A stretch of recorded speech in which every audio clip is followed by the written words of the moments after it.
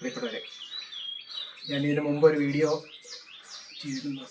വാസ്തുദോഷ പരിഹാരത്തിനായി രത്നസ്ഥാപനം നടത്തേണ്ടത് എങ്ങനെയെന്നുള്ളതിനെ സംബന്ധിച്ച് ഇതിനു മുമ്പ് ഒരു വീഡിയോ ചെയ്തിരുന്നു. അത് രാഹുർ സിസ്റ്റത്തിൽ എങ്ങനെയാണോ രത്നസ്ഥാപനം നടത്തേണ്ടത് എന്നുള്ളതിനെ സംബന്ധിച്ചാണ് ഞാൻ ആദ്യമേ സൂചിപ്പിച്ചത്. ഇത് കേതുർ സിസ്റ്റത്തിലെ രത്നസ്ഥാപനം നടത്തേണ്ടത് എങ്ങനെയാണെന്നുള്ളതിനെ സംബന്ധിച്ചാണ് ഞാൻ ഈ വീഡിയോയിൽ പറയുന്നത്. മുൻപുള്ളൊരു വീഡിയോയിൽ പറഞ്ഞിരിക്കുന്ന അനുസരിച്ച് അതിനതിൽ വ്യത്യസ്തമായിട്ട് ബ്രഹ്മസ്ഥാനത്തിന് വെളിയിലാണ് ചിത്രത്തിൽ കാണിച്ചിരിക്കുന്നത് പോലെ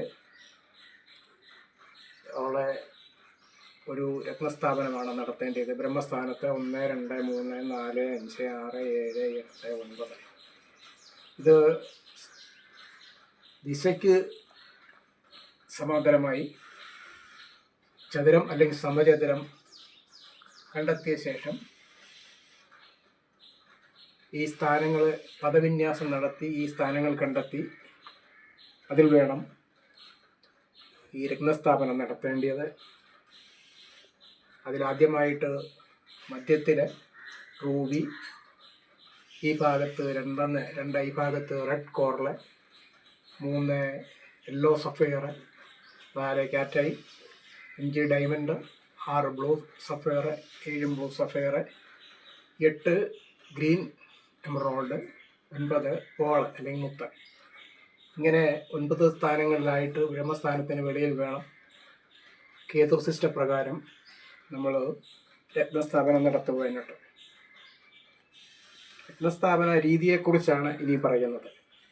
രാവിലെ സൂര്യോദയം കഴിഞ്ഞ് ആദ്യ രാശിയിൽ തന്നെ രത്നസ്ഥാപനവുമായി ബന്ധപ്പെട്ട പൂജാദികൾ ആരംഭിക്കുന്നത് മംഗളകരമാണ്. ആദ്യ രാശിയുടെ സമയം താഴെ കാണുന്ന വിധത്തിൽ ചർച്ച ചെയ്യാവുന്നതാണ്. രത്നസ്ഥാപനം നടത്തുന്ന ദിവസത്തെ പ്രധാനപ്പെട്ട ഒരു ദിവസം വേണം ഇതിനുവേണ്ടി തിരഞ്ഞെടുക്കുവാനായിട്ട്. വീടിനു മധ്യത്തിൽ സ്ഥാപിക്കുന്ന വാഴയിലയിൽ 3 കിഴക്ക് ദിശയ്ക്ക് അഭിമുഖമായിട്ടിട്ട് ഇതിൽ വലത്തേ അറ്റത്തുള്ള ഇലയിൽ ഗണപതി ഒരുക്ക് വേണം.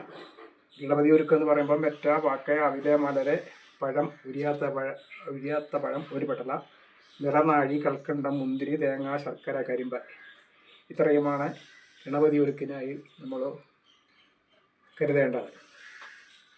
ഇനിയും പ്രധാനപ്പെട്ട ഒരു കാര്യം പറയാനുള്ളത്, ഗണപതിയെ സങ്കല്പിക്കുക. മധ്യത്തിലുള്ള ഇലയിൽ നിലവിളക്ക്, കിണ്ടി, ചന്ദനത്തിരി തുടങ്ങിയവ വയ്ക്കാം. 9 ഒറ്റരുപ തൊട്ട് 9 തേങ്ങാപ്പോള്, 9 കഷ്ണം ശർക്കര